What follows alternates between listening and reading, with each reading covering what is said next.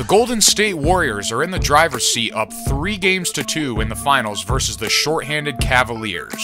Game 6 is going to be in Cleveland tonight, and we're either going to see Cleveland force a Game 7 back to Golden State, or the Warriors are going to handle their business on Cleveland's home floor and be the 2015 NBA champs. For there to be a Game 7 back in Golden State, LeBron can't be the only one scoring. The only two players who can give the Cavs some sort of offensive spark are Iman Shumpert and J.R. Smith, especially J.R. Smith. Now, I don't give a damn what people say. J.R. Smith has top 5 player talent, but for whatever reason, he just doesn't feel like rising to the occasion and being that dominant player he's capable of. J.R. is just the kind of player that doesn't like to do a lot when he's on the floor. He plays when he feels like it, and he really hurts his team. In Game 5, J.R. Smith was the difference maker, scoring 14 points in the first half. Cleveland was only down by a point, and you're thinking, all right, Cleveland's got a shot at making some noise in the second half.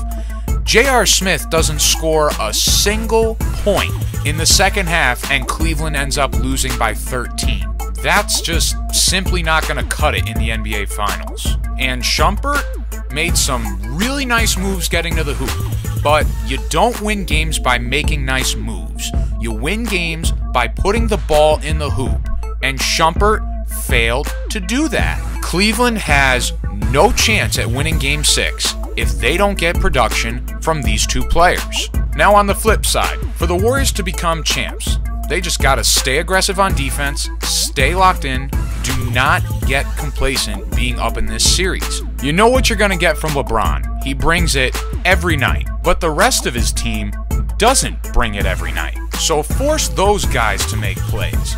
And it doesn't hurt that Steph Curry's starting to swish and dish like he did in the regular season and in the first 3 playoff series.